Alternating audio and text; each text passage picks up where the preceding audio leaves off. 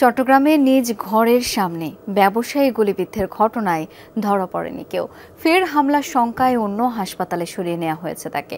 Motorcycle যোগে আসা দুর্বৃত্তদের গুলি করা দৃশ্য সিসি ক্যামেরায় ধরা পড়লেও শনাক্ত করা যায়নি কাউকে। ঘটনার পর থেকে থমথমে উত্তর মহড়ার পরিবেশ। চাঁদা না দেয় এবং বালু ব্যবসা নিয়ে বিরোধের জেরে এই ঘটনা বলছেন স্থানীয়রা।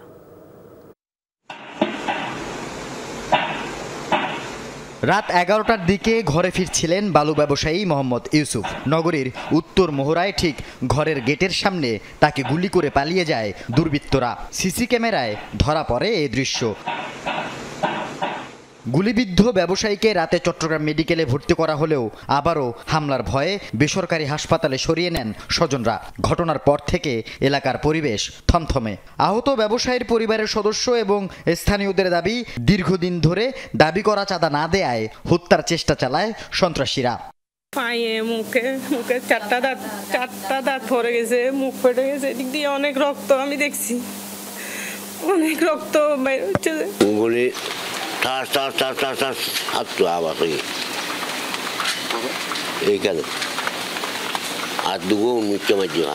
চিল্লাচিল্লি করে লোকজন বাইরে হয়েছে, এরা বাইরে হয়েছে, আমাদের এখান থেকে বাইরে হয়েছে, তারপর ওরা চলে গেছে। ভালো ব্যবসা করে, বৈধভাবে ব্যবসা করে।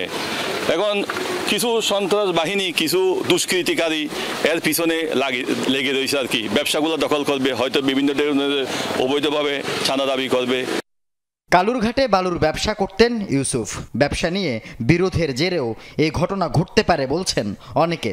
চাঁদাবাজি ও দখল নিয়ে কয়েক দফায় সংঘর্ষের পর গত কয়েকদিন ধরে বন্ধ রয়েছে কালুরঘাটের এই বালু মহাল।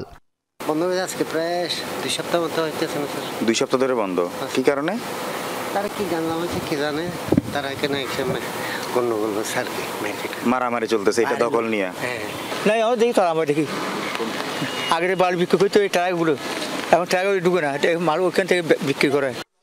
গুলিবর্ষণের ঘটনাস্থল থেকে কয়েক রাউন্ড গুলির খোসা উদ্ধার করেছে পুলিশ, তবে এখনো হয়নি কোনো মামলা।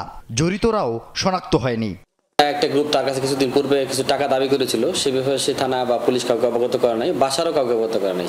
এবং ঘটনার সঙ্গে যারা জড়িত আছে প্রত্যেকে আমরা আইনে আওতার জন্য গ্রেপ্তার করার জন্য চেষ্টা করে যাচ্ছি। আল আমিন শিকদার, যমুনা নিউজ, চট্টগ্রাম।